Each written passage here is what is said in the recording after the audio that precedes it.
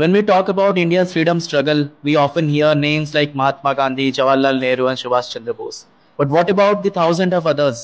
ओडिशा, जिसका कंट्रीब्यूशन आज़ादी के लिए कभी सीरियसली लिया ही नहीं गया, ना टेक्स्ट बुक में, ना न्यूज़ में. And yet, from this land came a boy who went to jail at the age of 14. His name was Gaur Haridas, a freedom fighter जिसे आज़ादी के बाद एक और जंग लड़नी पड़ी अपनी पहचान के लिए. ईयर था 1948. He was just 14 years of age. उन्होंने ब्रिटिश के खिलाफ तिरंगा लहराया and for that he was arrested along with his father and brother. Can you imagine? एक टीनेजर जेल में सिर्फ इसलिए because he believed in freedom. He was part of Vanar Sena, Gandhi ji group of young freedom fighters, एक messenger जो कांग्रेस के leaders के बीच secret notes लेके जाता था. बट द आयरनी इज उनको सबसे ज़्यादा प्रूव करना पड़ा अपनी आइडेंटिटी के लिए. In 1976, he applied for the official freedom fighter certificate. But सरकारी officers ने कह दिया, you look too young to have fought for independence. The rejection turned into lifelong struggle.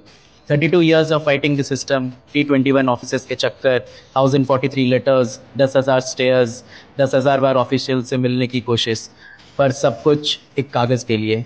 एक पेपर जो सिर्फ सर्टिफिकेट नहीं था, वो एक फ्रीडम फाइटर की पहचान थी. Finally, in 2008, the government gave him the Tamra Patra. But by then, his son was grown up. Life had passed. उन्होंने देश के लिए सब कुछ दिया और रिकॉग्निशन मिला इतनी देर में कि उसका वजन भी हल्का हो चुका था.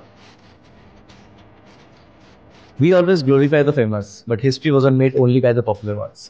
गौर हरिदास जैसे अनसंग हीरोज भी थे, जो स्टेज पर नहीं थे लेकिन स्टेज के पीछे पूरा सीन उन्होंने बनाया था. उनकी कहानी एक साइलेंट रिवॉल्यूशन जो हमें बताती है कि देश सिर्फ बड़े नामों से नहीं, आम लोगों के बलिदान से भी आज़ाद होता था. So the next time we celebrate freedom, let's not forget the man who had to fight for his identity even after independence. गौर हरिदास, एक ऐसा freedom fighter जिनको भुला दिया गया, लेकिन जिसे भूलना नहीं चाहिए, because freedom wasn't gifted by a few, it was earned by many.